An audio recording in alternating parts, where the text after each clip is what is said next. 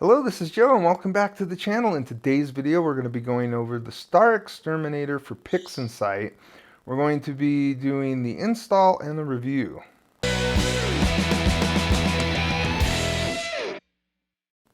So recently StarXTerminator came out for PixInsight just a few days ago, and I picked it up and started working with the trial version, and I've been running some tests and I want to share those with you.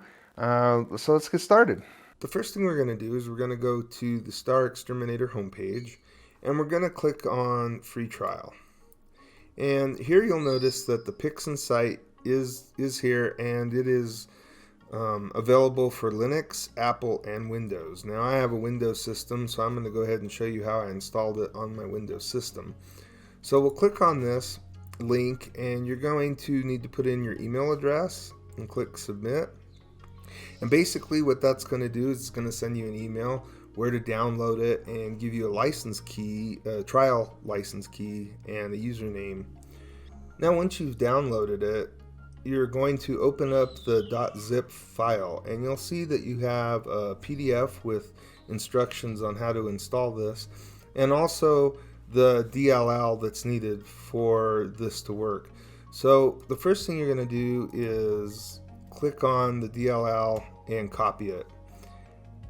And so once you copy it, you're going to go to the program files PixInsight bin folder. And mine just happens to be on my C drive.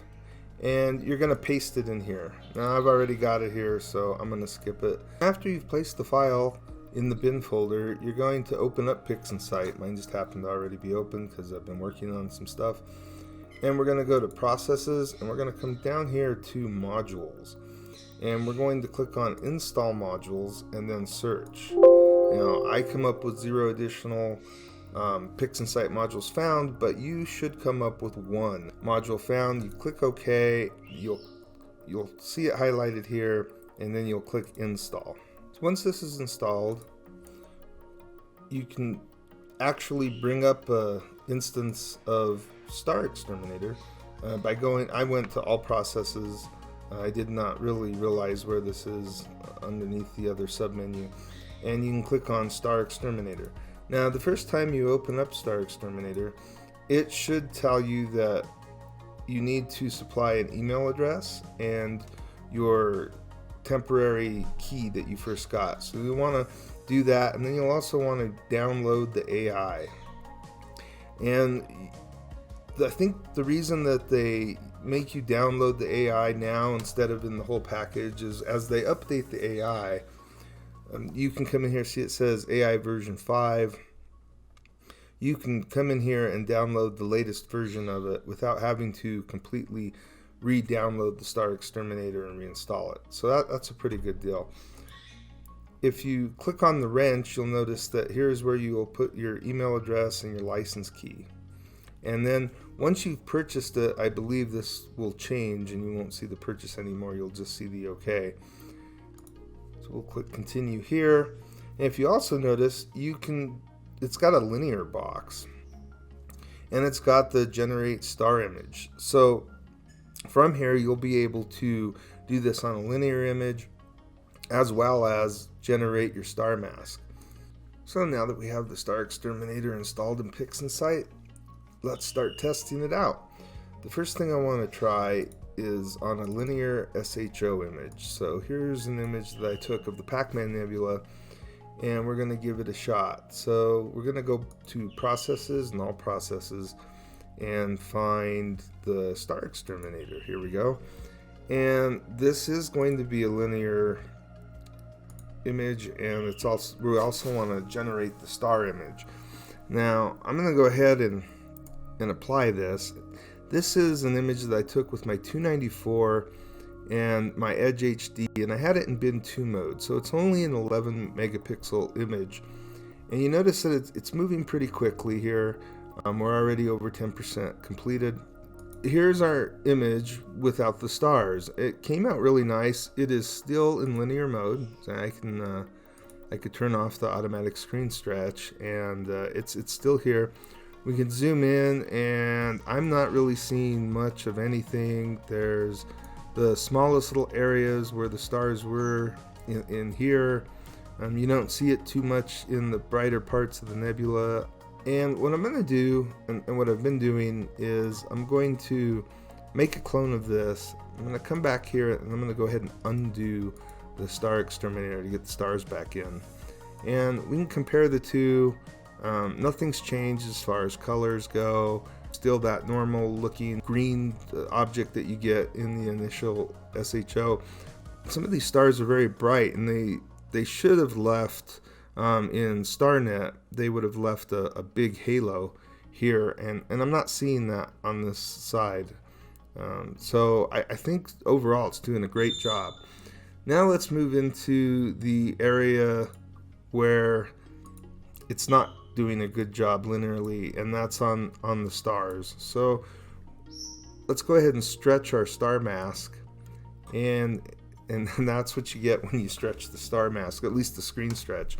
Now I haven't tried to do a histogram, a stretch on this yet, and we could do that right now. Let's go ahead and turn that screen stretch off, open up the histogram transformation, and see what happens if we manually do this. We can bring in a lot more of the stars in a nicer way. Let's lock that in and apply it and reset this, and we can see if we could bring in some more. And right about here is where we start to get some weirdness happening, so we would need to pull this off just a little bit back all the way to here. Now that's not too bad. I'm gonna go ahead and apply this, and we'll keep that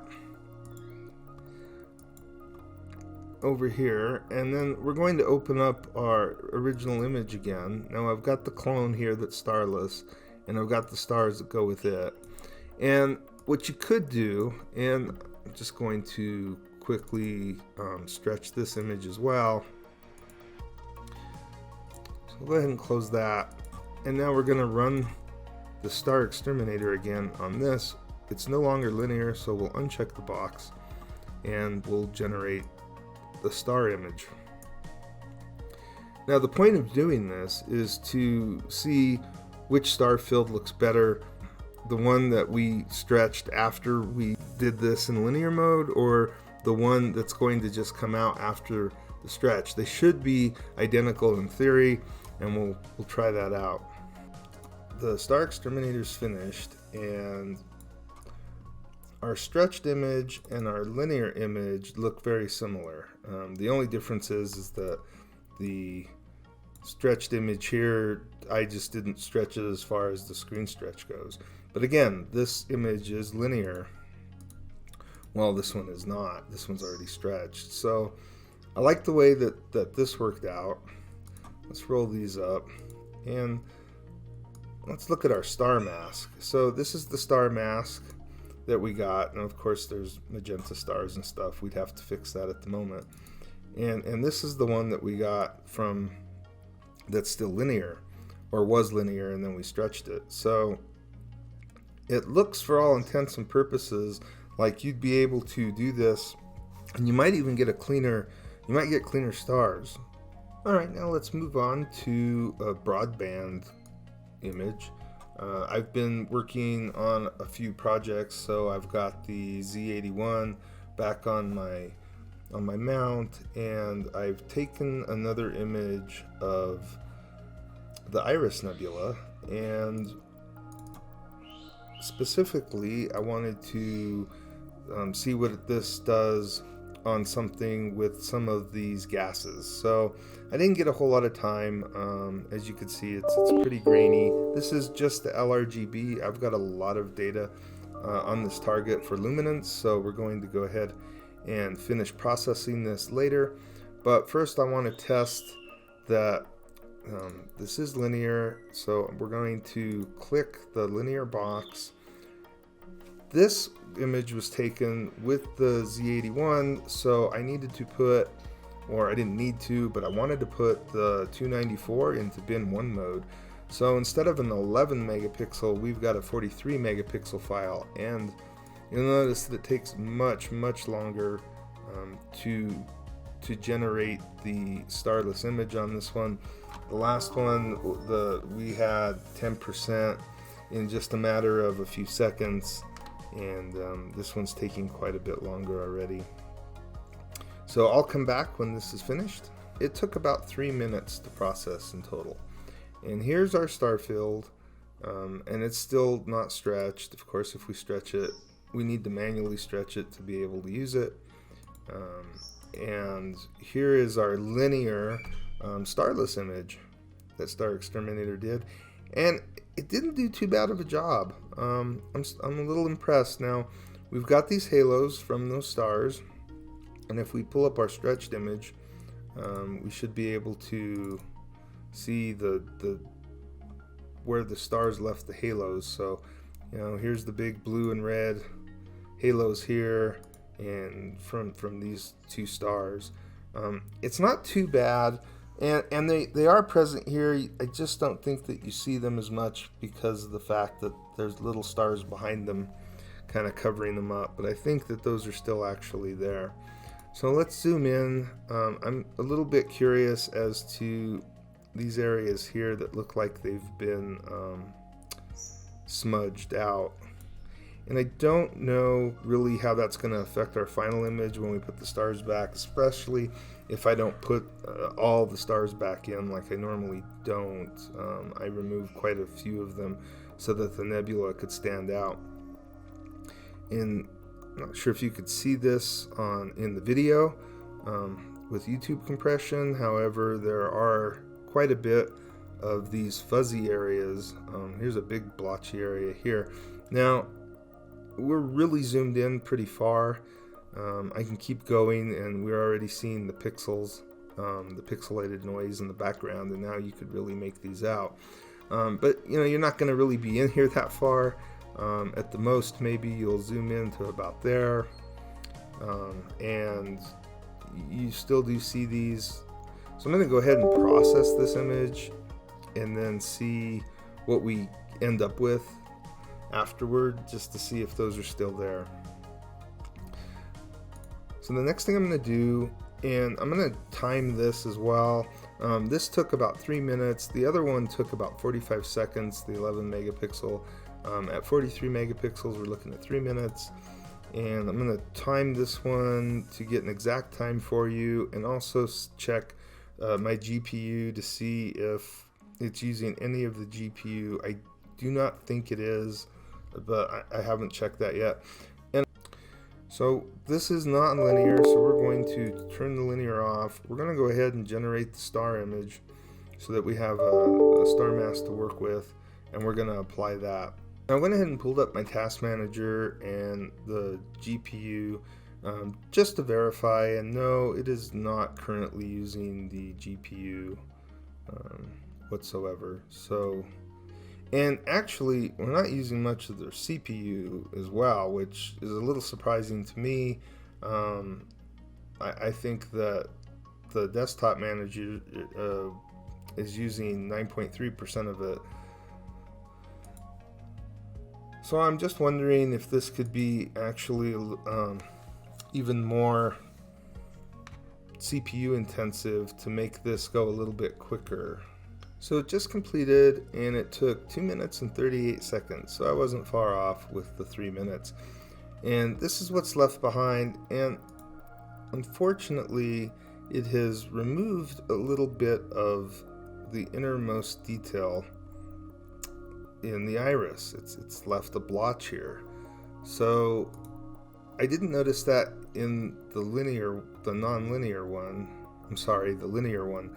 But it is here. It's just not as bad as in the non-linear one, as you can see here. It's much more pronounced.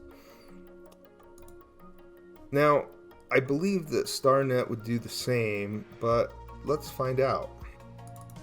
So the Starnet's going to take a few minutes as well because of how large the file is. I'm going to actually time this to see if there's much of a difference. Now, I normally use 64 stride, and I'm going to go ahead and create the star mask. So we'll see what the difference is in time, as well as what the image looks like and if there's any artifacting.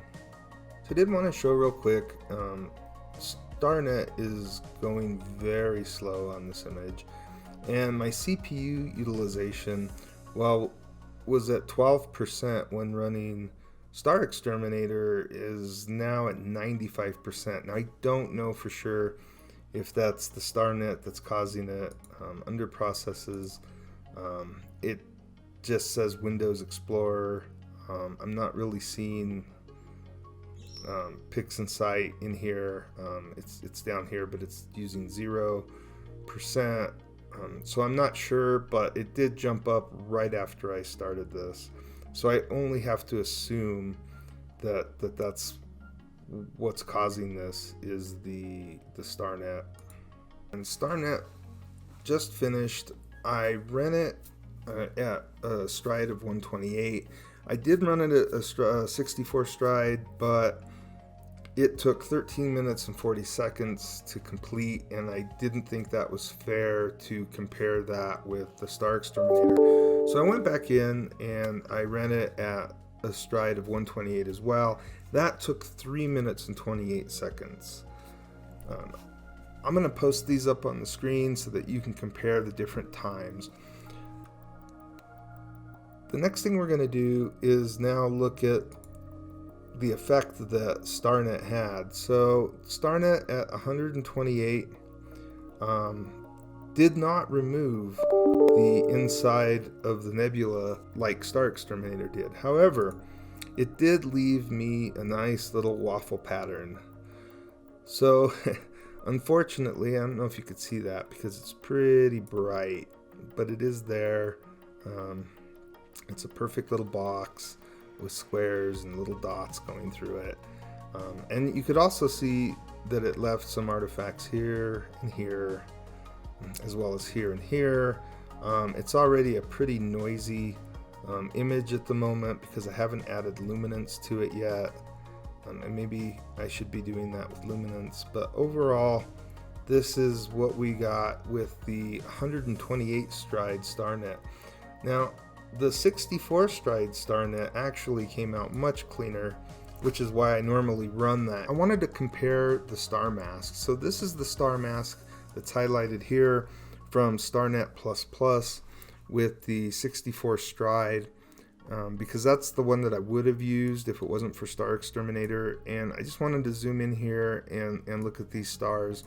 So I could already see I don't even know if I'd call this a waffle pattern at this point. All of these stars look bad. As you zoom in, they look pretty bad. This looks really bad. I don't think that I could use this whatsoever. Now, on the StarXTerminator, we're going to zoom in as well. And I did notice that there are some artifacts just like the other one, but they're not anywhere near as bad.